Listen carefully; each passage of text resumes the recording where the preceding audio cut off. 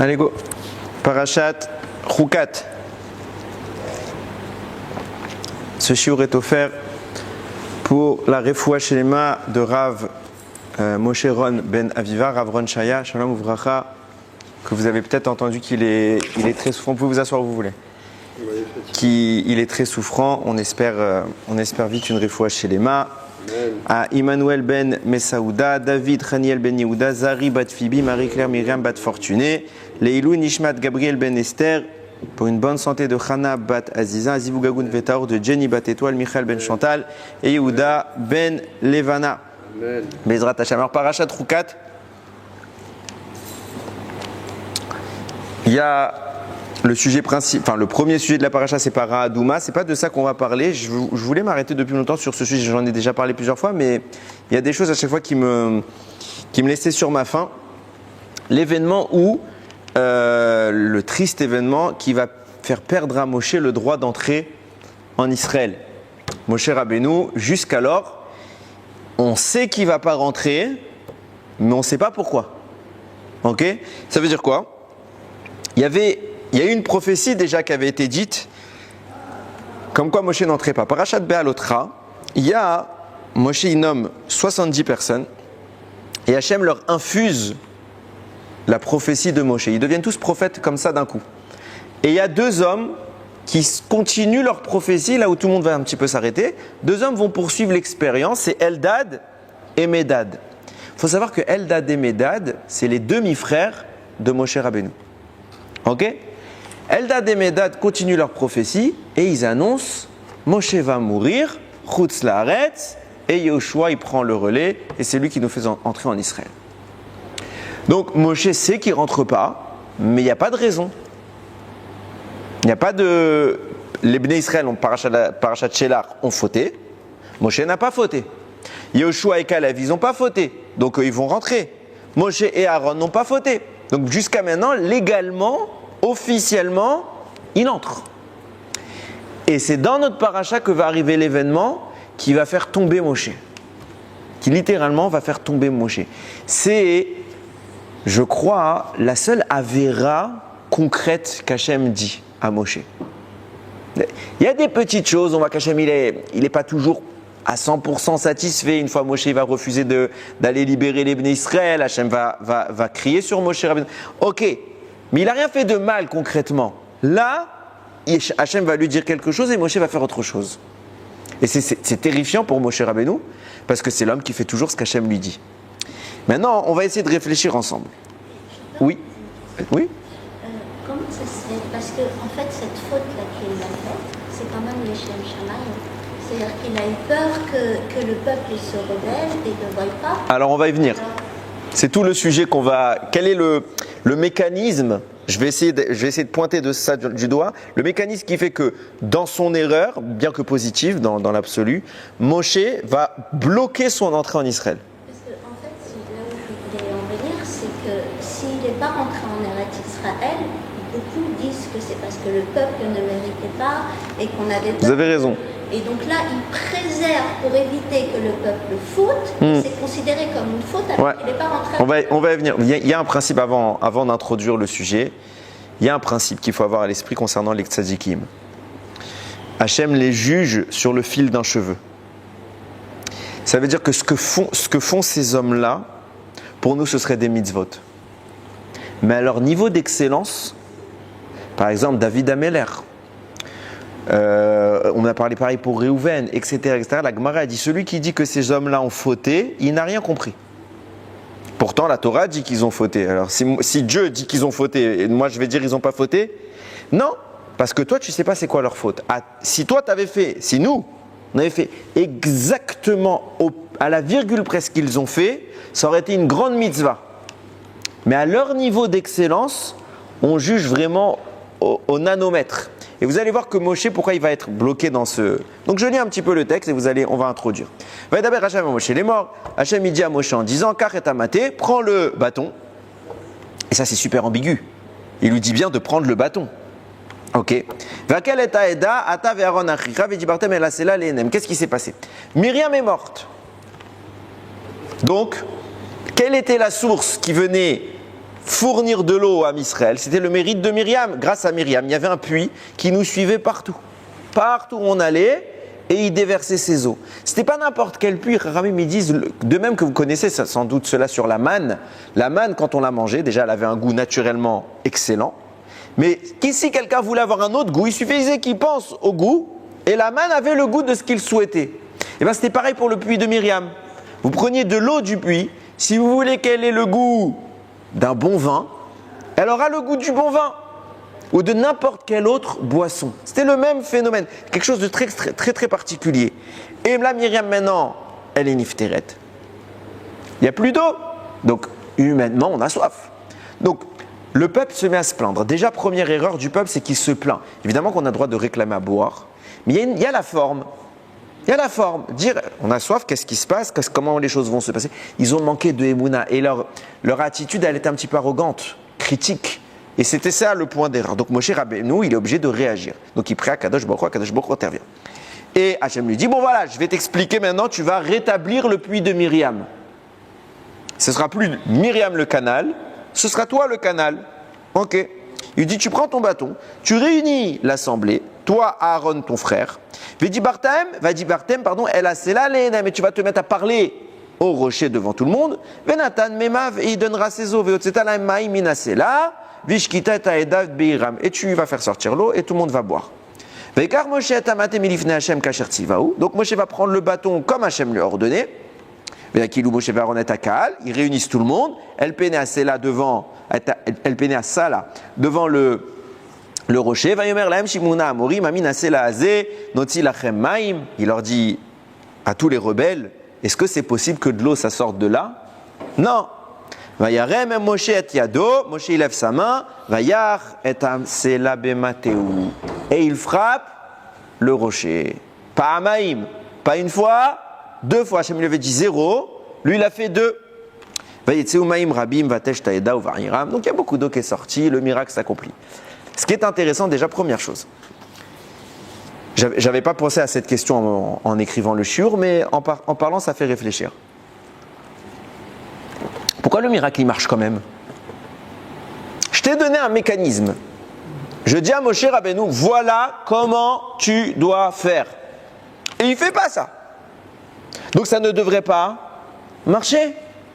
Pourquoi ça marche? Bichlal. C'est Moshe, il dit, c'est moi qui décide maintenant le miracle. Ça devrait dire, devant tout le monde, t'as pas fait ce que je t'ai dit, t'étonnes pas que ça marche pas. Le type, il a un mode d'emploi, il fait tout à l'envers, la machine, elle marche pas. Autodavar. Pourquoi Hachem il fait quand même le miracle? On pourrait dire pour pas humilier Moshe. C'est pire que tout. Valait mieux que, je termine le raisonnement, valait mieux que ça ne marche pas et que Moshe puisse se repentir et qu'il refasse le bon mécanisme, plutôt que de marcher et qu'au final Moshe à cause de ça il a tout perdu. Et il a frappé en plus 2 fois. Donc ça n'a pas marché la première fois. Si ça a marché, Ramim ils disent, la première fois un peu de gouttes sont sorties, la deuxième fois beaucoup de gouttes. Premier point. Deuxième point, c'est très surprenant comme paragraphe, parce qu'en réalité on croit que c'est la première fois que cet événement se produit, mais c'est la deuxième. C'est pas la première fois qu'on se plaint de ne pas avoir d'eau. Revenez 40 ans en arrière, on sort fraîchement d'Égypte, on vient de traverser la mer et on n'a pas d'eau. Que fait le peuple? Il se plaint. Que fait Moshe? Hachem lui parle, lui dit, tu vas prendre un rocher, et écoutez bien ce qu'il lui dit. Tu prendras ton bâton et tu frapperas sur le rocher. Et de ce coup-là, ça provoquera que le rocher va faire jaillir de l'eau. Je ne comprends pas. Pourquoi la première fois, pour faire sortir de l'eau, il faut le bâton et il faut taper? La deuxième fois, surtout pas. La deuxième fois, juste tu parles. Pourquoi ça change? C'est le même produit. C'est la même machine qu'on déplace et qu'on rebranche ailleurs. Pourquoi tu ne fais pas le même miracle? Et plus que cela, regardez l'ambiguïté. Hachem, il lui dit, comme s'il cherchait à... C'est shalom.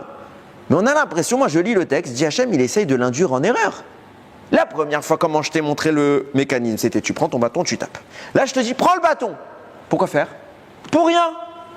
Si je prends mon bâton, je te dis prends le bâton, c'est que tu t'attends à ce que le bâton, il ait une fonction. Et là, le bâton doit être présent et ne pas servir. Ah, c'est bizarre. Moshe, il entend et tu lui parleras. Il se dit, bon, la dernière fois, comme on avait fait déjà, ah oui, j'ai pris le bâton, j'ai tapé. Il retape. Et peut-être qu'il comptait également parler. Mais c'est ambigu. Et dernière question, après je vous laisse tranquille sur ce petit point. Quel est le rapport entre l'erreur et la punition?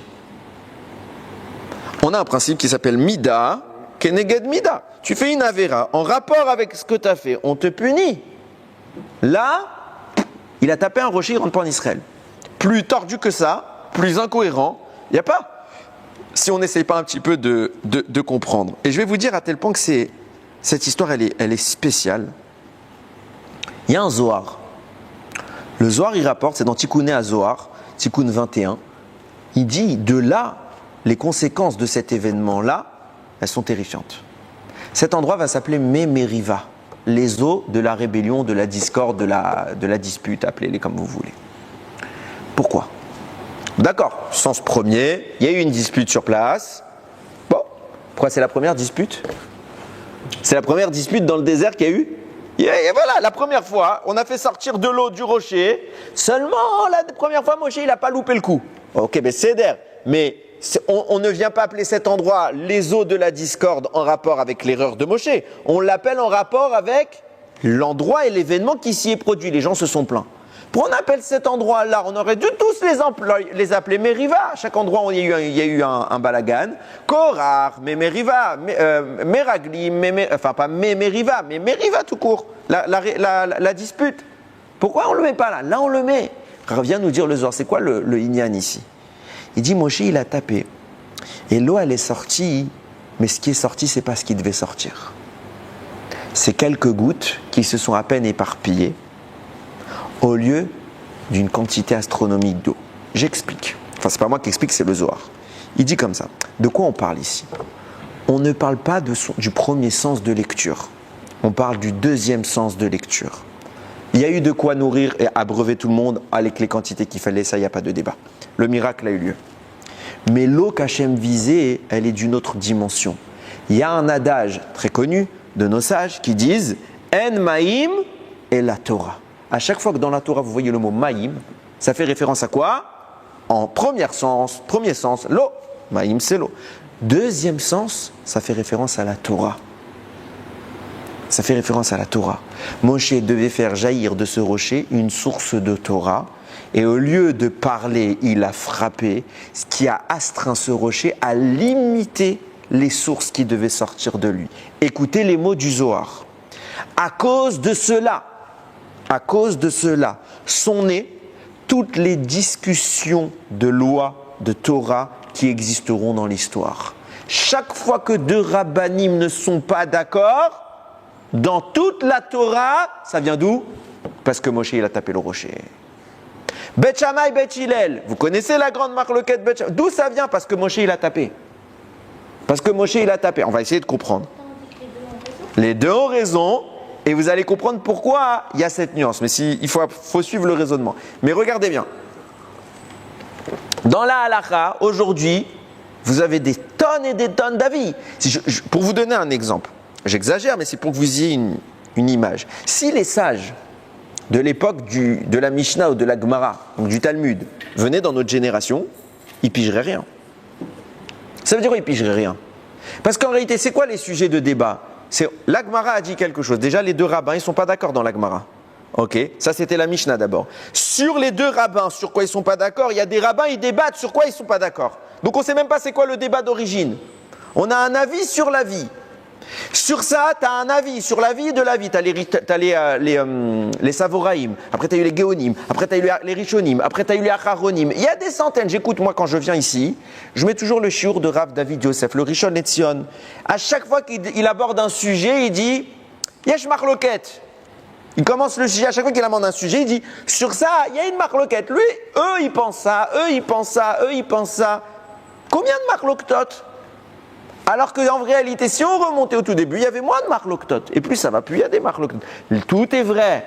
Vous allez comprendre pourquoi tout est vrai. Mais pourquoi au début, il n'y avait pas et maintenant, il y a. Vous allez voir, on va essayer de voir le shorège des choses. Mais pourquoi il n'y a pas une halakha? Vous prenez quelqu'un qui n'est pas trop versé dans l'étude de la Torah. il se pose cette question. Moi, j'ai eu 100 fois, on me l'a posé cette question. Pourquoi il n'y a pas un rave qui vient et qui dit voilà, dorénavant, c'est ça la halakha? Je lui dis mais t'as pas compris, tous les rabbinim qui sont venus, c'est ce qu'ils ont voulu faire. Sauf qu'en face, l'autre rabbin, il n'était pas d'accord. Et l'autre, il n'était pas d'accord. Il lui dit mais comment je peux pas te laisser dire que c'est ça la halakha? C'est ça la halakha. Ils sont pas d'accord, ils sont pas d'accord. Et c'est ça qui fait que la Torah, elle est immense. D'où ça vient tout ça? Pourquoi il n'y a pas, à l'époque de Moshe, il y avait combien d'halakhot? Un seul avis. Il n'y avait pas deux. Il n'y a pas lui dit. On allait voir Moshe, on fait quoi? Comme ça. Et on fait quoi? Comme ça. Comment on met les tefilines? Quel ordre? Rabbeinu Tam, Rashi, comment on fait? Comme ça. Pas de marloquet, c'est clair, limpide. Pourquoi? Parce qu'il parle avec Hachem. Ah, alors si à l'époque de Moshe, il n'y a qu'une halakha, pourquoi nous aujourd'hui on a 100 000 halakhot? C'est invraisemblable. D'où ça vient? Meriva. Quand Moshe il a frappé le rocher, c'est créé une réalité qui est terrifiante. Et on va essayer de mettre le doigt dessus, Bezrat Hashem. Regardez, on va aller un petit peu plus loin. Shalom Uvracha. Il y a, concernant ce puits, donc on connaît l'histoire, le puits revient, Moshe a réussi, je ne comprends pas pourquoi, ça a marché malgré tout. L'eau se met à sortir. Ok. Maintenant, à la disparition de Moshe, donc au début dans le désert, il y avait 3 miracles. La manne, les nuées de gloire et le puits. La manne, c'était par le mérite de Moshe, les nuées par le mérite de Aaron et le puits par le mérite de Myriam. Myriam est partie. Moshe et Aaron ramènent le puits. Aaron s'en va, donc les nuées s'en vont. Moshe ramène les nuées et maintient le puits. Donc il y a toujours les 3. Moshe s'en va, il n'y a plus rien. Et pourtant, la Gemara nous indique où se trouve le puits de Myriam. On sait où il est. Par contre, bonne chance. Mais on sait où il est. Le seul problème, c'est que la Gemara, elle donne 2 endroits différents. Elle ne donne pas le même endroit. Et personne ne fait attention, mais il y a 2 endroits différents. Un endroit, la Gemara a dit que je vous donne les références, dans ma Masechet Shabbat, page 35a, là-bas, elle dit que le puits de Myriam, il se trouve dans la mer, Yam HaGadol. Et elle te dit comment le voir. Bon, en fait, tu vois pas. Mais il faut avoir les yeux pour voir. Et il y a un autre endroit dans le Yerushalmi, parce qu'il y a le Talmud Babli et il y a le Talmud Yerushalmi. Dans le Yerushalmi, là-bas, elle dit, elle est où? Elle est à Tibériade, dans le lac. Et là-bas, le Harizal, il rapporte c'est le Rabbi Chaim Vidal, l'élève du Harizal, il rapporte que son maître, il lui a fait boire de ce puits. Il l'a amené un jour dans la Kinneret. Je ne sais pas comment il a fait sortir le puits. Il lui a donné à boire et depuis, il n'a plus oublié sa Torah. Lui qui buvait de ce puits-là, c'était une aide pour la mémoire particulière. Donc on a deux références que les Chachamim ne confrontent pas. D'habitude, quand il y a 2 références, on dit quoi? Marloquet. Encore une fois, vous voyez que des marloquetot. On dit marloquet, lui il pense ici, l'autre il pense là-bas. C'est possible. Les 2, elles sont valides. Les 2 sont... On a l'impression que ce n'est pas un souci chez les rabbins. Comment ça se fait qu'on a 2 endroits différents? Cette question, ce n'est pas la mienne, c'est la question du Rav de Mourav, Rav David Daniel à Cohen, et je vais apporter un petit peu sa réponse et on va essayer de réfléchir un peu ensemble. Bezrat Hashem. Maintenant que j'ai posé les questions, j'entame les réponses. Il y a le Harizal, il évoque une notion qui s'appelle le pilpoul. Le pilpoul, c'est quelque chose de connu. Qu'est-ce que c'est que le pilpoul? Tous ceux qui ont étudié un petit peu la Gemara, c'est quoi le pilpoul? Le pilpoul, c'est quoi? C'est un débat. C'est une confrontation d'idées. C'est une analyse. Chacun donne son opinion et on débat qui a raison. Donc j'apporte un argument, tu me contre-argumentes. J'apporte un argument, tu me contre-argumentes, jusqu'à qu'on arrive à faire ce qu'on appelle l'iboun à halakha, l'éclaircissement de la halakha, et qu'on en arrive à peaufiner les choses. Donc c'est une confrontation, c'est une joute verbale. On se combat. Si vous allez dans un Beth Midrash, vous voyez comment on étudie en Chavruta. Un en face de l'autre. Pourquoi on étudie en Chavruta? Un il va dire blanc, l'autre il va dire noir. Et on va se battre sur ce sujet. On va se battre sur cette idée. C'est fondamental que lui dise blanc et que moi je dise noir. Pour qu'on puisse confronter et voir à la fin la vérité de la vérité. Quelle est la volonté d'Hachem et pas ce que nous on voudrait qu'elle soit. Ok? Donc il y a cette notion du pilpoul. Et c'est dur. Comme je vous ai dit, regardez, les grands de ce monde, les Talmidei Chachamim, ils ne sont pas d'accord. Sur rien, on est d'accord. C'est un monde de fous. C'est extraordinaire. Et avec ça, on crée une religion qui est uniforme. C'est une folie, le Ham Israël. Sincèrement, si vous prenez Béhémet, un goy, de n'importe quelle croyance, qui doivent s'acclimater à notre manière de vivre, pas parce qu'il est converti, ça y est, il est Mahamin, il essaye de comprendre, il penserait qu'on est des dingues. On a Ashkenaz, Sfarad, déjà juste ça, c'est un monde. Juste ça, un Ashkenaz, il va chez un Sfarad, ou un Sfarad, il va chez un Ashkenaz. T'as l'impression que c'est un religieux chez un pas religieux. Dans les deux sens, hein. On ne comprend pas juste quand on fait la tefila. Déjà, on ne fait pas le même ordre. Alors, comment ça vient? Il y explique le Harizal. Cette notion du pile-poule, c'est un combat. Ramim disent, compare la Chavruta de deux personnes qui sont en train d'étudier comme deux personnes qui sont en train de s'aiguiser mutuellement. On aiguise des épées pour qu'elles soient tranchantes. Et on compare cela à quoi? À un marteau qui frappe un rocher, une enclume. Pourquoi? C'est quoi l'idée? Pourquoi la Torah, ce ne serait pas quelque chose de libre accès, de facile? Je lis, je comprends, j'intègre. Non, il y a ça, il y a cette nuance, il y a cette subtilité, il y a tel avis, il y a tel avis. C'est à devenir dingue. Il y a tellement de livres à connaître que je pense que personne ne les connaît. Je ne sais pas s'il y a quelqu'un qui connaît tous les livres. C'est pas possible. Il y a des livres, on ne sait même plus qu'ils existent. Et alors qu'ils existent. C'est invraisemblable. D'où ça vient? Dit le Harizal, cette notion du pile-poule. Ça vient de la présence des forces du mal dans ce monde.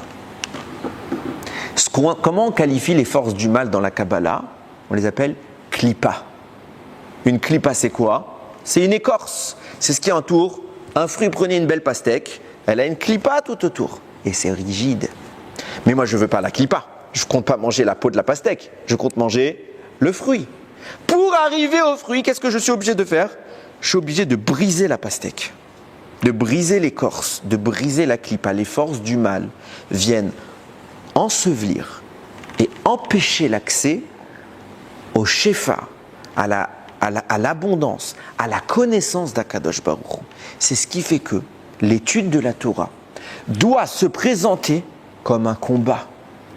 Le Harizal, quand il étudiait la halacha, il transpirait. Pourquoi? Parce que l'étude de la halacha, c'est la destruction des klipotes. C'est la destruction des forces du mal qui nous empêche d'accéder au contenu si désiré. Donc la Gemara se doit d'être une confrontation. Ça se doit d'être un combat, une destruction, une guerre. C'est une milchama de Torah. C'est pas une milchama de vie et de mort. C'est bien plus que cela. C'est une milchama de la neshama. C'est pas qu'un corps. C'est quelque chose de beaucoup plus subtil. Maintenant, quand arrive le moment, on s'apprête à rentrer en Israël, il y a une réalité qui apparaît. Le Ham Israël s'apprête à rentrer en Eretz Israël, la Terre Sainte.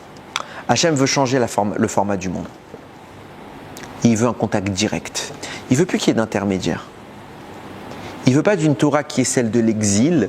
Pourquoi celle de l'exil? Parce que la présence du mal traduit l'exil.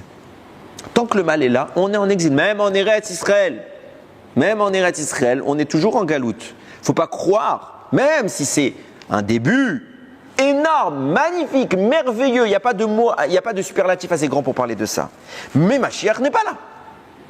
Donc on est encore en galoute, où qu'on soit. Hachem voulait que quand on rentre en Eretz Israël, il y ait un lien direct avec sa connaissance, sans interruption, et que ce ne soit pas un combat, ce soit une adhésion naturelle, ce soit une connaissance accessible à tous ses enfants. Donc il va demander à Moshe Rabbeinu de changer les règles. Rends-toi devant le rocher et ne frappe plus. Jusqu'à maintenant, tout l'objectif c'est faire sortir l'eau. L'eau c'est l'allusion de la Torah. Jusqu'à maintenant, pour faire sortir la Torah, il faut vous battre. Je vais te demander subitement de parler.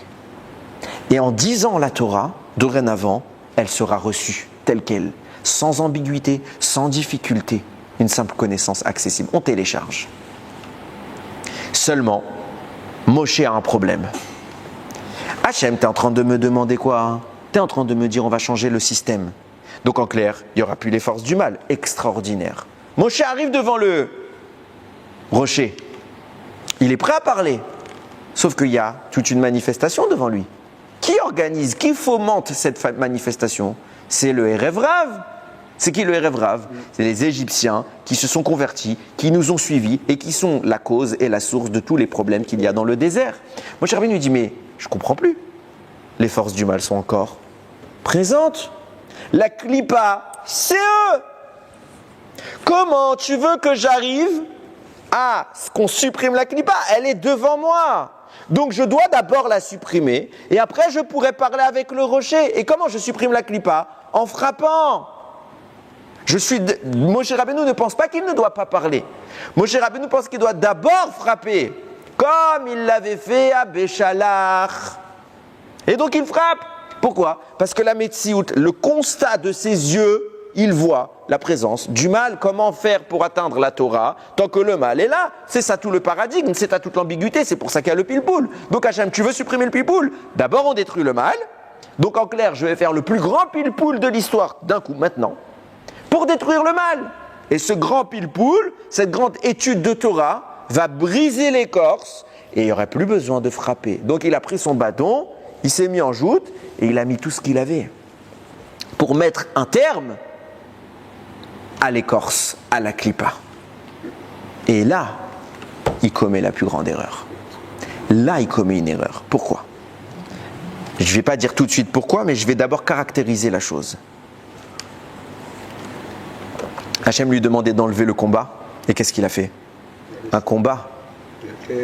Il a précisément fait un combat. Hachem ne veut plus de combat. En clair, en frappant le rocher, en espérant le vaincre.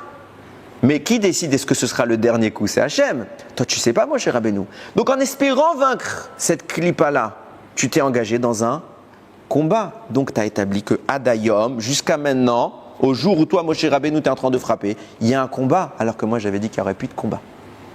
Donc, en clair, tu as réintroduit le combat au lieu de le supprimer.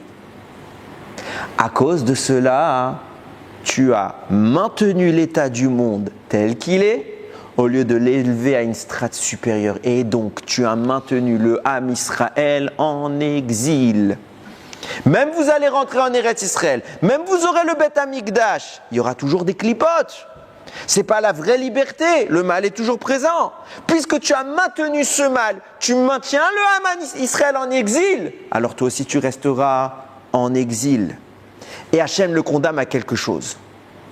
Tu ne pourras rentrer tant que les clipotes seront là.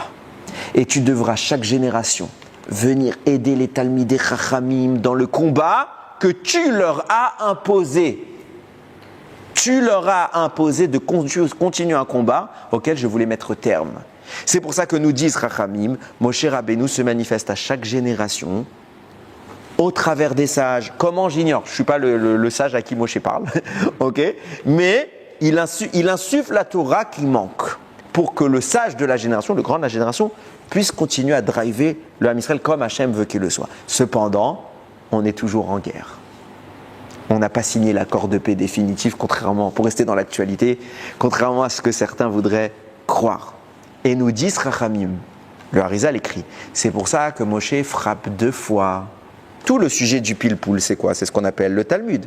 Il y a combien de Talmud? Talmud Babli et le Talmud Yerushalmi. C'est pour ça que Moshe a frappé 2 fois. Le nombre de fois que Moshe a frappé, c'est le nombre de variantes qu'il va y avoir. Et ça va encore accroître ce que nous disait le Zohar que je vous ai cité tout à l'heure. À cause de cela, ça s'appelle Memeriva, les eaux de la divergence. Pourquoi? Parce que les eaux, c'est la Torah. La Torah n'est pas unifiée sous un seul trait. Elle est variable. Bien qu'elle soit vraie dans toutes ses variantes. On va expliquer un petit peu plus en avant. C'est quoi cette Torah dont je vous parle? Dont je vous dis? Je traduis, je synthétise simplement. Si Moshe n'avait pas frappé, il n'y aurait pas eu toutes les marques Loktot. Il n'y aurait eu qu'une Torah. C'est laquelle? C'est laquelle? Quelle Torah il y aurait eu sans marque Loktot? Donc c'est l'opinion de qui? Comment tu peux me dire que cette Torah-là, c'est une seule Torah, mais elle a 70 facettes. De quoi on parle? Écoutez bien. C'est toujours pas mes mots, c'est ceux du Harizal. Il dit. Pourquoi la première fois dans Béchalach, Hachem a demandé à Moshe de frapper? Et là, il lui demande de parler. Ça signifie bien que la première fois, quand on était dans Béchalach, il fallait cette Torah du combat. Il fallait cette Torah du pilpoul, il fallait cette Torah de la discorde. Et que maintenant qu'on arrive à Roukat, elle doit disparaître. Quelle est la différence entre ces deux dimensions? Oui? Comment? Oui, oui. Mais la première fois, c'était un contexte, une sortie d'Égypte et tout, où le peuple d'Israël, donc le peuple qui n'était pas encore le peuple, a vu des choses, il s'est passé des choses et tout. Là, on est arrivé maintenant dans la deuxième phase du deuxième Moshe, où ils ont tout vu. Ils savent tout, Moshe lui le premier. Donc, c'était une logique qu'il n'y ait plus de doute. Alors, il y a deux différences à prendre en compte dans ce que vous dites. La génération qui est maintenant, c'est plus la même. Toute la génération d'avant, elle est morte. Donc, eux n'ont pas vu tout ça. Pas tout le monde a vu. D'ailleurs, là-bas, il y a Chachamim, il rapporte, je crois que c'est un Kliyakar, qui dit que l'objectif, c'était de remontrer au peuple ceux qui n'ont pas eu le droit de voir à Matan Torah, à la sortie d'Égypte. Il y a un des objectifs là-bas.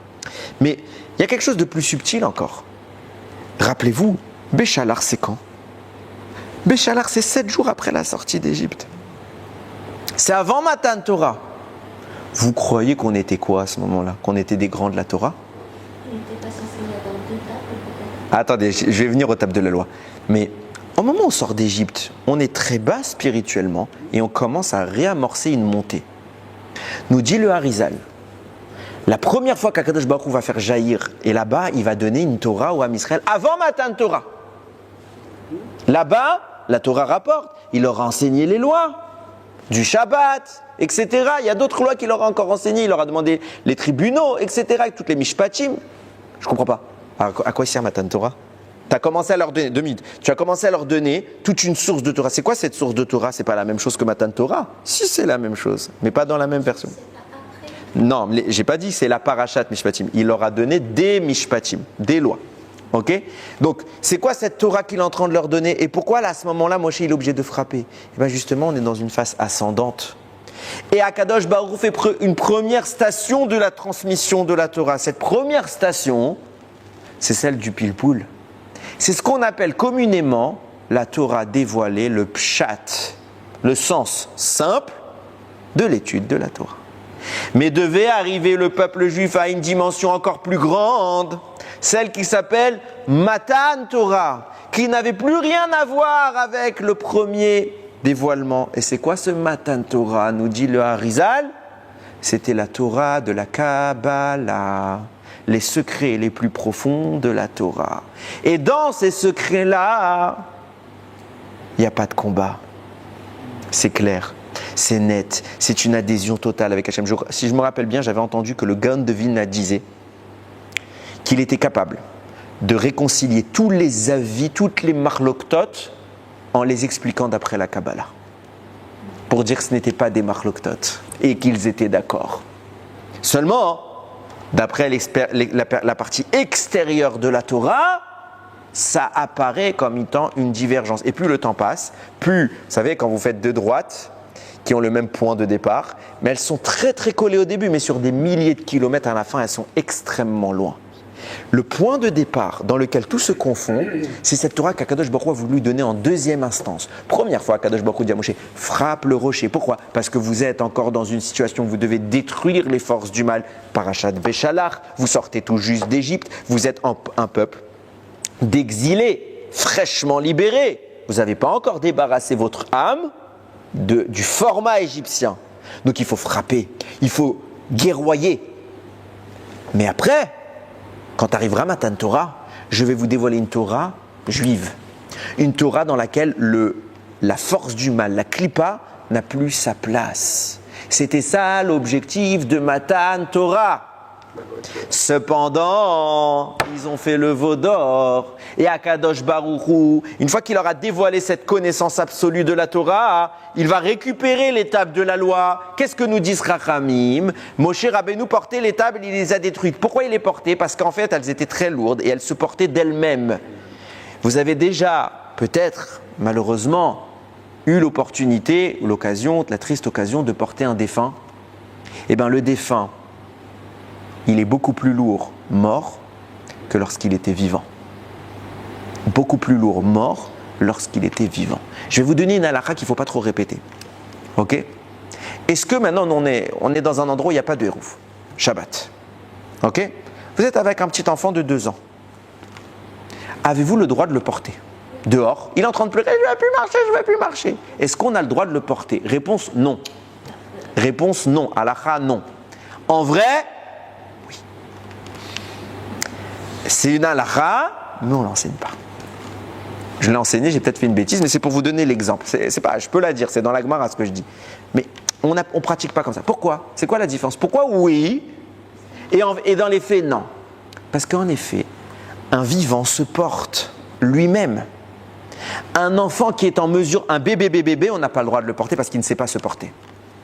Mais un enfant qui sait se porter, on aurait eu le droit de le porter parce qu'il se porte. Il a un kohar qui s'élève. Et donc moi je porte quelque chose qui se porte déjà. Ça ne s'appelle pas réellement porter. Cependant, comme les gens vont confondre, on a interdit, tu fais pas ça. Tu laisses ton bébé pleurer, tu t'assois avec lui, tu te reposes. Et quand tu reprends des forces, tu fais 5 pas, tu te rassois avec lui, tu te reposes, etc. Mais ce que ça veut dire, quelque chose de vivant se porte de lui-même. Un corps défunt ne se porte plus, il est beaucoup plus lourd. Les tables que Moshe Rabbeinu portait étaient vivantes, elles étaient animées d'une âme. Et donc elles se portaient d'elles-mêmes, Moshe n'avait pas d'effort à faire. Au moment où les tables ont vu le veau d'or, il y a écrit que les lettres sculptées dans les tables se sont détachées des tables et elles sont remontées dans le ciel. Et d'un coup, c'est devenu des blocs de pierre extrêmement lourds. Moshe les a brisés.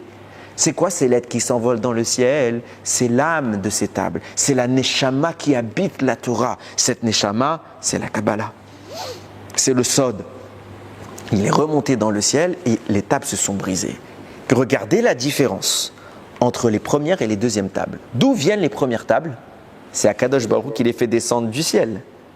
D'où viennent les deuxièmes tables? Moshe est dans sa tente. Hachem lui fait un gisement de pierres précieuses et il lui dit sculpte. Sculpte toi-même les tables. C'est quoi sculpter? C'est taper et frapper et polir jusqu'à faire émettre tout ce qu'on ne veut pas, tous les résidus et extraire la matière qui nous intéresse. C'est exactement ce que je vous décris quand on parle de frapper sur le rocher. Moshe retourne, au moment de Matan Torah, Moshe retourne dans les deuxièmes tables, au pilpoul, à la Torah du sens simple, parce que la Torah qui unit tout, elle s'en est allée. Arrive le Ham Israël 40 ans plus tard dans le désert, au moment où on s'apprête à rentrer en Eretz Israël. Akadosh Baruch Hu dit, la génération du veau d'or, elle est morte. J'accorde une deuxième chance au Ham Israël. Ne frappe plus. Parle comme moi j'ai parlé au Ham Israël. Je veux que la Torah soit dans la verbalisation et puis dans la confrontation. Nous dit le Harizal. Moshe devait donc prendre son bâton. Et là, il va y avoir une ambiguïté qu'on va devoir définir. Prendre son bâton, le laisser passif. Pour mettre en place une double hiérarchie dans la Torah. La Torah, la Neshama de la Torah, celle qu'on devait recevoir à Matan Torah, et garder un résidu de sens simple pour le Erev Rav. Pourquoi? Parce que Moshe a bien vu, la Klippa existe toujours. Et donc le bâton devait être ce qui permettait le maintien. La première fois, le bâton a servi pourquoi? Pour le pilpoul, pour installer le pilpoul. Donc amène le bâton. Mais il ne doit plus être l'essentiel. Il doit être secondaire parce qu'il va être supplanté par une source qui est plus haute, ce qui s'appelle la Neshama de la Torah. Il y a des notions extrêmement profondes là-dedans. Je ne vais pas pouvoir rentrer dedans, mais vous avez compris le principe. Regardez où est-ce que ça nous mène. C'est quelque chose de très intéressant.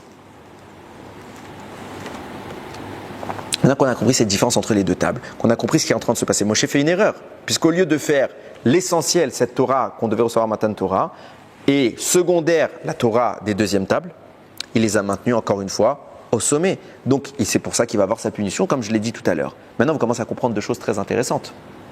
Pourquoi la Gemara, tout à l'heure, comme ça, il répond au Rav Cohen, pourquoi la Gemara a donné deux endroits où se trouve le puits de Myriam? Parce que ce n'est pas le puits de Myriam le deuxième endroit. Il existe une différence entre les deux cas. La première fois, c'était quoi? Béchalach. C'était le puits de Myriam. C'est quoi le puits de Myriam? C'est le Pshat. La Torah qu'on connaît, celle où il faut frapper. C'est pour ça qu'elle passe par l'entremise de Myriam et pas par l'entremise de Moshe. Parce que Moshe, il est monté vivant au Har Sinaï, lui, il connaît cette Torah qui doit être transmise, les premières tables. Et lui ne devrait pas transmettre le puits de Myriam. qui est l'expression de la Torah simple, le pshat. Ce puits-là se retire. Akadosh Baruch Hu, on va le remplacer par quoi? Les premières tables de la loi. Un puits qui donne accès à une source plus grande. Et Moshe vient lui-même en tant que personne responsable de la transmission de la Torah, transmettre une nouvelle Torah. Et un deuxième puits apparaît. C'est pour ça qu'ils sont à deux endroits différents. Celui qui est dans la Kinneret, c'est celui de Myriam. Et celui-là, des gens y ont déjà eu accès. Mais le deuxième, il n'est pas dans un petit lac. Il est dans la mer, Yamagadol. Pourquoi? Parce que personne sur terre n'y a accès.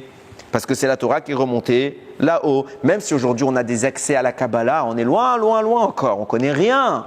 On ne connaît rien encore. On remonte. On commence à préparer le terrain. Maintenant, regardez ce qui m'a perturbé. Et c'est le point qui fait qu'on va tout comprendre, je pense. Finalement, je me mets à la place d'un lecteur qui découvre le texte et qui écoute mon cours qui ne connaît pas. Je me dis, il a raison Moshe. Il y a encore les forces du mal. C'est quoi l'objectif? Si une fois que je détruis les forces du mal, alors justement, c'est à ce moment-là que j'ai le plein accès à la Torah. Donc Moshe, son raisonnement, où elle est la faute? Viens, on détruit à Kadosh Baruch Hu les forces du mal, et c'est où? Et deuxième point, regardez ce qu'a dit tout à l'heure le Harizal, je ne sais pas si vous avez fait attention, mais c'est très ambigu. Il a dit, le bâton doit être présent pour maintenir l'état d'origine de la Torah, enfin l'état qu'on a reçu à Béchalach. Quel est le rapport entre le bâton et Béchalach? Le bâton, moi je m'attends à un truc extraordinaire, je ne m'attends pas à la version basse, je m'attends à la version haute de la Torah. Le bâton de Moshe, celui qui a ce bâton, c'est... Vas-y, qu'est-ce qu'il peut faire avec ça? Il a libéré le Ham Israël avec ça, il a tout fait avec ça. Qu'est-ce que tu veux de plus puissant que ce bâton? Et non, ça c'est la petite Torah. Entre guillemets, la petite, c'est pas élégant. Le pshat, qu'est-ce que ça veut dire? Écoutez bien. Et là, je vais vous citer 2-3 choses qui vont encore plus à accentuer notre propos. La Torah a dit, c'est pas moi qui dis, c'est Rashi.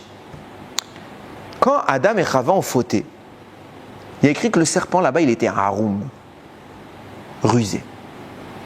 Plus rusé que tout le monde. Haroum, ça peut se lire harom, nu. Juste avant, qu'est-ce qu'on nous disait? Et Adam et Chava étaient nus et ils n'avaient pas honte. Et tout de suite après, pas souk d'après, et le serpent est haroum, rusé ou nu. Vient Rashi, il analyse, il dit pourquoi on nous raconte cette histoire? Ils étaient nus, on a coupé l'histoire. Le chapitre se terminé par Adam et Chava sont nus. On s'attend que ce soit pas normal et donc on va les habiller. Donc on aurait dû sauter tout le passage et de dire qu'Hachem il a fait des habits à Adam et Chava. Non, et maintenant on va t'expliquer pourquoi il leur a fait des habits. Écoutez bien ce qu'il dit. Le serpent a vu Adam et Chava s'unir. Et le serpent est tombé amoureux de Chava. C'est pas tout. Le Zohar va plus loin. Il dit non seulement il est tombé amoureux de Chava, mais il a eu un enfant avec elle. Alors vous allez me dire c'est pas possible. C'est un serpent. C'est qui cet enfant? Caïn. Le Zohar Meforash, il dit noir sur blanc, Zohar Hadash, Chava elle s'est unie avec le Nachash. Alors vous allez me dire c'est pas possible. En effet, c'est pas possible. Alors déjà, première explication qu'on peut donner, le Nachash dont on parle, c'est pas un serpent comme nous on entend. C'est écrit déjà qu'il parle, c'est écrit qu'il se tient debout, qu'il marche, qu'il est intelligent et qu'il débat avec Adam et Chava. D'après les sources profondes, le Nachash, c'est toutes les forces du mal qui sont humanisées quelque part. Ok, je ne vais pas rentrer là-dedans. Maintenant, écoutez bien qu'est-ce que ça signifie. Comment concevoir que, et même si je vais jusqu'au bout des choses, si le Nachash, c'est lui le papa de Caïn, alors pourquoi la paternité de Caïn, elle revient à Adam? On aurait dû dire Adam, il a eu Evel, et le Nachash, il a eu Caïn. C'est quoi cette histoire? On change le texte? Qu'est-ce que ça veut dire? Écoutez bien, il y a le Malbim, il cite le Harizal, mais je l'ai vu dans des textes du Harizal, je n'ai pas retrouvé la référence, mais bon, j'ai le Malbim qui le cite. Il pose la question de savoir d'où vient ce fameux bâton dont je vous parle depuis tout à l'heure. D'où vient ce bâton de Moshe Rabbeinu? Écoutez bien, le premier à l'avoir eu en effet c'est Adam Arishon, mais d'où il est tiré? Du Etz Adaat Tov Vara, l'arbre de la connaissance du bien et du mal. C'en est une branche. Et ce bâton, puisque c'est l'arbre de la connaissance du bien et du mal, il a deux penchants. Le bien et le mal. Le bien, c'est l'aspect, le bois, la source d'origine. C'est quoi le mal? C'est le serpent. C'est pour ça que quand Moshe jette ce bâton par terre, qu'est-ce qu'il devient?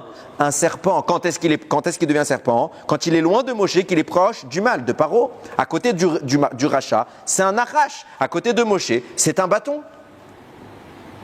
Etzadat tov vara. Et alors, commence à avoir une idée très intéressante. La faute d'Adam et Chava, c'est d'avoir mangé un fruit. Ok, comment on dit un fruit en hébreu? Péri. On est d'accord? Boré péri à Adama, boré péri à Etz. Péri, c'est un fruit.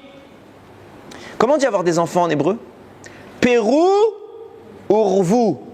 Fructifiez-vous. Pourquoi Hachem il parle de Pérou? Péri. C'est qui le péri? C'est l'enfant. Viens nous dire Aramim que dans un sens profond, la faute de l'arbre de la connaissance, c'est pas un fruit stable, c'est une union interdite. Adam et Chava se sont unis alors qu'il fallait qu'ils attendent que Shabbat entre. Et ils se sont unis en semaine. J'ai pas dit que ça sort de s'unir en semaine, ok? Mais à leur niveau, Hachem leur avait demandé d'attendre.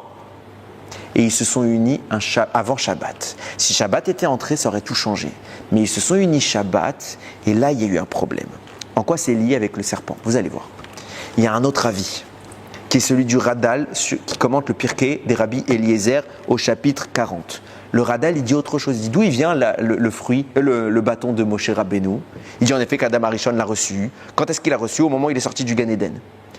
À ce moment-là, la terre a été maudite. Et la terre, elle a commencé à faire pousser des ronces et des épines. Grâce à ce bâton, Adam luttait contre ces ronces et ces épines. Et d'où vient ce bâton?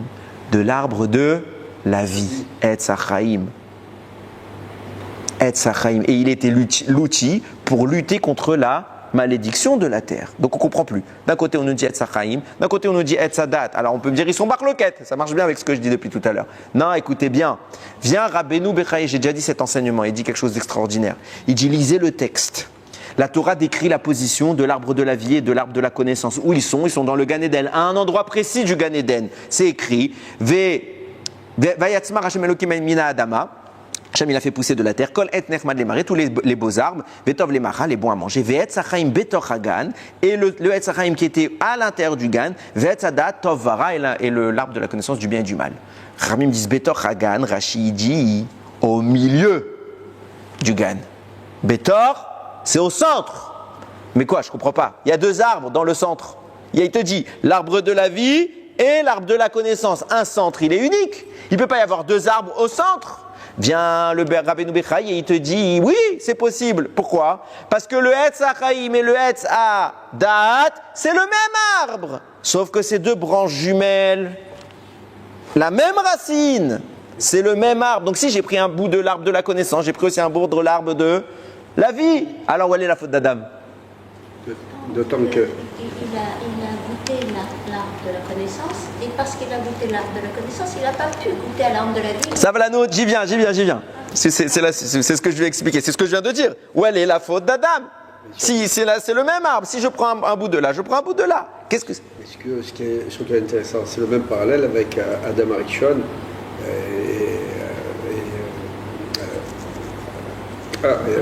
Adam Arishon et sa femme, Chava. Chava. Oui, c'est la même idée. Regardez vous allez voir, c'est la même idée. Écoutez ce qu'il vient nous dire le Yalkut Réouveni. Écoutez bien, vous allez voir, je réponds à la question. Ce qu'il dit le Yalkut Réouveni. En effet, c'est le même bâton. C'est le même bâton, il vient et de l'arbre de la vie et de l'arbre de la connaissance. Seulement, quand il y a une faute dans le Ham Israël, on considère qu'il est l'arbre de la connaissance du bien et du mal. Et quand il y a la tchouva dans le Ham Israël, il s'exprime sous forme de l'arbre de la vie. C'est pour ça que Hachem lui donne deux noms à ce bâton. Des fois, il y a écrit Maté Elohim, et des fois, c'est écrit Maté Hachem. Qu'est-ce que ça veut dire? Les deux, c'est Hachem. Ok. C'est quoi la différence entre Elohim et Hachem? Elohim, c'est la rigueur. La rigueur, c'est la restriction, c'est la limite. C'est quelque chose qui est contraint, qui ne peut pas pleinement se manifester. Et lorsque Dieu se limite, il laisse place à l'existence du mal. Parce que si Dieu est là, il n'y a pas le mal. Est-ce que c'est possible si maintenant, il y a le papa qui dit à son fils, ne fais pas ça. Le père, il est à côté, il a la main levée comme ça, bouge et je te la mets. Qu'est-ce qu'il va faire le fils? Il ne va pas bouger. Quand est-ce qu'il va bouger le fils? Quand le père, il n'est plus là, quand il regarde plus ce qui se passe. C'est ça Elohim. Pourquoi quand Elohim, on parle de Elohim, on dit que c'est la rigueur? Parce que Elohim, c'est la dimension où Dieu se cache. Et puisqu'il se cache, on a l'impression que le mal, il peut être vrai. Qu'on peut le faire. Hachem, Yudke Vavke, c'est quand Dieu se manifeste. Et quand Dieu il est manifeste, le mal n'a plus sa place. Il ne peut plus dire un mensonge. S'il y avait eu Hachem à côté de Chava au moment où le serpent lui parle, elle aurait mangé du fruit? Hachem lui aurait dit non, c'est pas ce que j'ai dit. Qu'est-ce qui fait que le serpent peut la convaincre? C'est parce qu'Hachem a déjà parlé, maintenant il s'est caché. Et donc maintenant je ne sais plus trop, on peut me convaincre. Mais si Avinu Sheba Shamayim, il est là, qu'est-ce que tu parles? Le serpent il va venir devant Akadosh Baruch Hu comme ça. Il est là et toi tu parles, tu te tais. Voilà ce qu'il aurait fait le serpent. Elohim, c'est l'aspect où le mal peut exister. Hachem, il n'y a plus de mal qui existe. C'est pour ça que quand il est l'arbre de la connaissance, c'est Maté Elohim. Et nous disait le Yalkut Réouveni au nom du Harizal, Maté Elohim c'est quoi? C'est quand il y a des Averot, ça vient frapper. Maté Hachem, c'est pour faire des Nissim, Veniflaot, pour manifester le divin sans discussion. Et là c'est plus pour frapper. Et là vous allez maintenant commencer à comprendre ce qui est en train de se passer. Quand on a dit tout à l'heure, le serpent s'est uni avec Rava. Je me suis dit, c'est pas possible. J'ai déjà expliqué plusieurs fois cette notion. Maintenant, je vais aller jusqu'au bout. C'est la première fois que je le vois dans les mots du Harizal. Je ne l'avais jamais vu. Donc, c'est quelque chose de très intéressant. Qu'est-ce qui se passe? Finalement, je vous ai expliqué que c'était le même arbre, l'arbre de la vie et de la connaissance. C'est quoi la nuance entre les deux? C'est Shabbat. En semaine, il s'appelle l'arbre de la vie, de la connaissance du bien et du mal. Mais quand arrive Shabbat, on reçoit une Neshama Yetera. On reçoit un supplément d'âme. Je déguise les propos du Harizal pour ceux qui le liront. C'est pas exactement comme ça qu'il explique, mais c'est la même idée. On reçoit un supplément d'âme. Et quand on reçoit un supplément d'âme, on s'élève spirituellement au point où le mal n'a plus sa place. Donc le Etz Adat Tov Vara, l'arbre de la conscience du bien et du mal, supprime le mal et il devient l'arbre de la vie. Et il n'est plus impacté par l'existence du mal. Akadosh Baruch Hu dit Adam et Chava, prenez un péri. Ça veut dire quoi? Faites un enfant, unissez-vous. Mais s'ils le font au moment où c'est la semaine, quelle est la dimension qui s'exprime? Elohim. Donc si c'est Maté Elohim, c'est l'arbre de la connaissance du bien et du mal, dans lequel il y a un certain serpent. Donc ce qu'ils font, ils le font dans une dimension où le mal existe, et le mal a une part dans ce qu'ils ont fait. Et donc, en s'unissant en semaine, ils ont permis au Nachash, à l'entité que représente le Nachash, d'être présente dans l'union. Et il a eu sa part, qui s'appelle Caïn, bien que le papa, c'est Adam. Pourquoi? Parce qu'à ce moment-là, l'arbre, c'était l'arbre de la connaissance du bien et du mal. Et une des branches de cet arbre, hello, c'est le Nachash. S'ils avaient attendu Shabbat, alors l'arbre aurait été l'arbre de la vie. Et à ce moment-là, le serpent, bien que présent, devient positif. Il ne peut plus en aucun cas contredire Dieu parce que la manifestation, elle est là. Et c'est plus quelque chose que tu peux remettre en cause. Au moment où Akadosh Baruch Hu, il dit Anochi Hashem Elokecha, il y en a qui va dire non, c'est pas toi. Il y a le Nachash qui est venu leur dire quand est-ce qu'il est venu le Nachash? Quand est-ce qu'il est venu le Satan les farfouetter? Après Anochi, au bout de 40 jours. Il leur a dit faites le veau d'or. Mais quand Akadosh Baruch Hu il est là, tu te la fermes. Toi, tu vas mentir devant Ribono Shel Olam. Donc là, il se tait. Mais quand c'est Shabbat, il y avait Etz Chaim. Quand c'était la semaine, le serpent est présent. Et puisque toi, Adam, tu as cautionné sa présence au moment où tu as eu un enfant, cet enfant, il est impacté par le Nachash. Et tu as à ce moment-là donné préséance à l'arbre de la connaissance qui correspond à quoi? Au bien et au mal, à la confrontation entre le vrai et le faux, à un combat qui me permettra de devenir est-ce que le Nachash il a raison? Je ne sais pas. Ou est-ce que c'est ça c'est Akadosh Baruch Hu qui a raison? Je ne sais pas. Évidemment qu'on sait que c'est Hachem. Le problème, c'est pas de savoir qui a raison. C'est le problème de savoir est-ce qu'Hachem il a dit ça ou il a dit ça? Le Nachash il te dit non, il a dit ce que moi je te dis. Et toi, tu penses qu'il a dit autre chose. Et tu ne sais pas qui a raison entre lui et toi. Il y a le safek, il y a le doute. Et pour sortir du doute, tu es obligé de débattre. Tu es obligé de te confronter. C'est exactement là l'erreur de Moshe Rabbeinu. Moshe Rabbeinu a utilisé le bâton. C'est pour ça que je vous dis le bâton devait rester. Le Etz Adat Tov Vara. On lui prend une branche qui s'appelle Maté Elohim. Et Hachem ne voulait plus que ce bâton s'appelle Maté Elohim. Il voulait l'élever à Maté Hachem. C'est pour ça qu'il lui a dit, prends, regardez dans les mots là-bas. Je ne sais pas si c'était dans ce passage que je vous ai cité tout à l'heure. Non, c'est pas dans ceux-là. Bekitsour, il est écrit là-bas dans le pasuk, j'ai pas cité tous les psukim, mais là-bas il y a écrit Maté Elohim. Il a pris Maté Elohim. Pourquoi? Il fallait qu'il vienne Maté Elohim. Pourquoi? Et c'est là l'erreur de Moshe Rabbeinu. Si Adam avait attendu Shabbat, parce que moi j'ai posé la question tout à l'heure, il a raison Moshe, il faut d'abord détruire le mal pour pouvoir accéder au fruit, il faut d'abord enlever la clipa. Ça c'est vrai que quand tu es dans la dimension du mal. Mais si tu avais attendu Shabbat, qu'est-ce qui serait devenu le mal? Il aurait été annulé par une surmanifestation de Dieu. Naturellement, il aurait perdu ses forces. Et là, juste je termine cette idée, puisque toi tu t'es maintenu dans le Chol, Adam, et Moshe Rabbeinu, puisque tu as maintenu l'arbre de la connaissance, alors dans cette dimension, en effet, pour arriver au fruit, il faut d'abord casser l'écorce. Par contre, si tu avais attendu le shoresh, l'ADN de cette substance-là, alors dès le début, tu pouvais annuler le nachash sans le combattre, annuler son emprise. Pourquoi? Il est là, mais devant Hachem, il ne parle pas. Et au lieu de proposer un combat, je te demandais de parler pour qu'Akadosh Baruch Hu, par sa présence, efface l'emprise que le Satan a sur vous. Et là, vous auriez eu accès à tous les secrets de la Torah. Et ces secrets-là auraient supplanté le problème du Nachash. Et toi, au lieu de l'annuler, tu l'as confronté. Au lieu de résoudre le problème, c'est imagé, mais au lieu de résoudre le problème diplomatiquement, tu as voulu la guerre. Et tu as rendu les choses compliquées. La guerre, c'est dur. La guerre, tu prends des coups.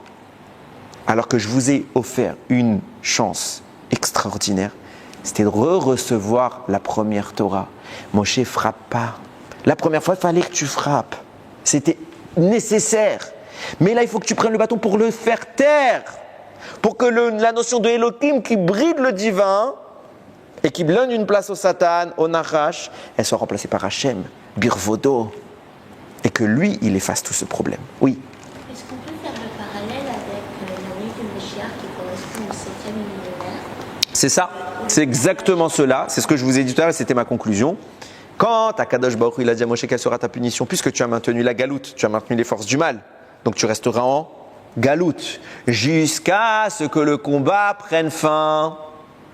Ça veut dire quoi? Jusque-là, tu devras être le commandant, le général discret qui interviendra discrètement dans les générations auprès des sages pour les orienter comment livrer bataille.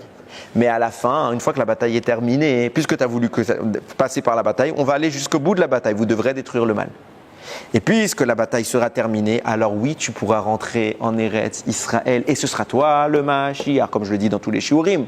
C'est qui Mashiach? C'est Moshe Rabbeinu. Ou c'est écrit dans le Zohar. C'est écrit comme ça, Shlomo HaMelech, il écrit dans Kohelet, Mashehaya ou Sheiye. Ce qu'il y avait, c'est ce qu'il y aura. Viens, Rabbi Shimon Bar Yochai dans le Zohar, il dit c'est quoi les initiales de cette phrase? Ma, même. Shehaya, Shin, Hu, lui, He, même Shin, He, Moshe, Hu, Sheiye. Ce qu'il y avait, c'était Moshe Rabbeinu. Léatid Lavo, qui viendra nous libérer. Moshe Rabbeinu, de même qu'il nous a libérés d'Égypte, c'est lui à la fin qui vient nous libérer de l'exil. Pourquoi? Parce qu'il nous a maintenus en exil. Il n'a pas terminé notre Géoula. Donc il doit lui revenir pour terminer et ramener le Ham Israël en Eretz Israël au moment où lui-même aura le droit d'y entrer dans le vrai Eretz Israël, celui où notre philosophie ne sera qu'adhésion avec Akadosh Baruch Hu. Et regardez, et je vais conclure sur je pense que c'est un grand message, je termine avec ça. Même Moshe, il s'est planté. Vous posiez la question tout à l'heure, oui mais il a pensé à bien. C'est vrai, il a pensé à bien. Mais c'est parce que je t'avais demandé. C'est génial que tu penses à bien. Mais des fois, dans l'appréciation que nous avons des choses, on peut se tromper. Pourquoi? Parce qu'il y a le mal. Hachem, il te dit, fais ce que moi je te dis. Ne fais pas en sorte que la Torah, c'est ce que toi tu veux. Fais ce que moi je veux. Ne cherche pas à comprendre dans la Torah tes idées. Des fois, il y a pas très longtemps, j'avais fait un shiur pour démontrer que la Torah, elle est vraie. Pourquoi? Parce que j'étais en débat avec quelqu'un.